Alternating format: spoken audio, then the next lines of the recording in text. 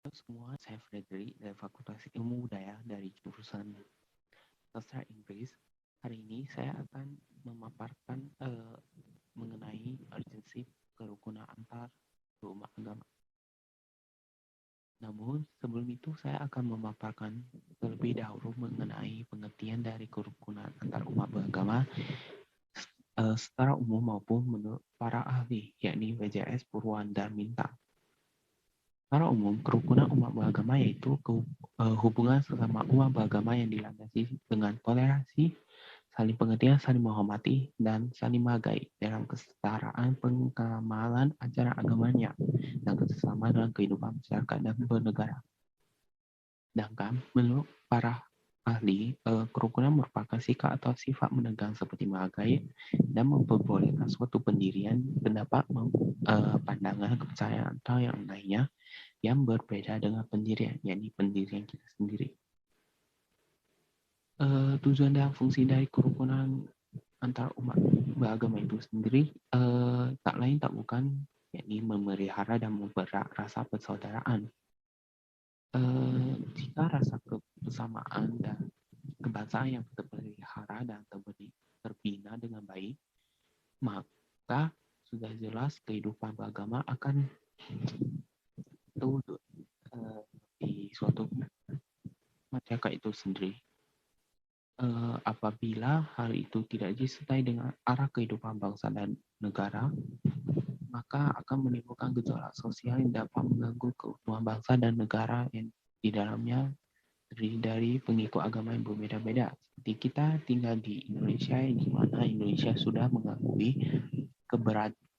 keberadaan 6 agama, yakni agama Buddha, Islam, Konghucu, Katolik, Protestan, dan agama Hindu. Sebab itulah kerukunan hidup beragama itu bertujuan untuk memelihara persatuan dan persatuan bangsa, di mana harus dikembangkan lagi untuk ke depannya. Jadi mengapa sikap toleransi antar umat beragama itu sangat penting? Karena di zaman sekarang, di mana agama sering dijadikan alat untuk menggerakkan emosi umat, sehingga hal tersebut sangat mudah membuat terjadinya perpecahan antar umat beragama, mudah kebencian maupun pemusuhan. Padahal sejatinya setiap agama mengajarkan tentang pentingnya kerukunan, kedamaian, dan saling mengasihi atau kasih antar satu dengan lainnya.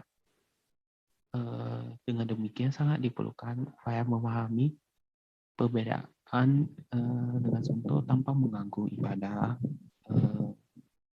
tanpa menyinggung agama lain. Dengan demikian bisa muncul keleraan untuk menghargai kelompok lain yang berbeda paham dengan diri kita sendiri. Keempat, bagaimana cara meningkatkan kesadaran mengenai esensi kerukunan umat beragama ini? Menurut saya, apapun cara yang sudah dipaparkan akan sia-sia apabila kita sendiri umat beragama. Jadi, cara untuk meningkatkan kesadaran yakni dimulai dari diri sendiri, yakni menumbuhkan bagan saling pengertian, toleransi, serta belajar untuk memahami di antara umat beragama dan tidak berbuat hal-hal yang dapat menyinggung sentimen keagamaan juga. Kerukunan agama dalam perspektif agama Buddha dimulai dengan pada masa Raja Asoka, yaitu Maharaja Asoka Wadana. Beliau telah mencanangkan dikrinya tentang toleransi dan kerukunan, di mana terkenal dengan nama Dikrik Asoka yang terletak dalam prasasti Batu Kalingga SII, di mana secara tidak langsung beliau menekankan bahwa toleransi itu sangat diperlukan dalam menghormati agama sendiri maupun agama lainnya tanpa mencela agama lainnya. Dengan begitu, itu, maka akan terwujudnya pendamaian yang sangat diinginkan oleh semua orang dalam suatu kelompok masyarakat.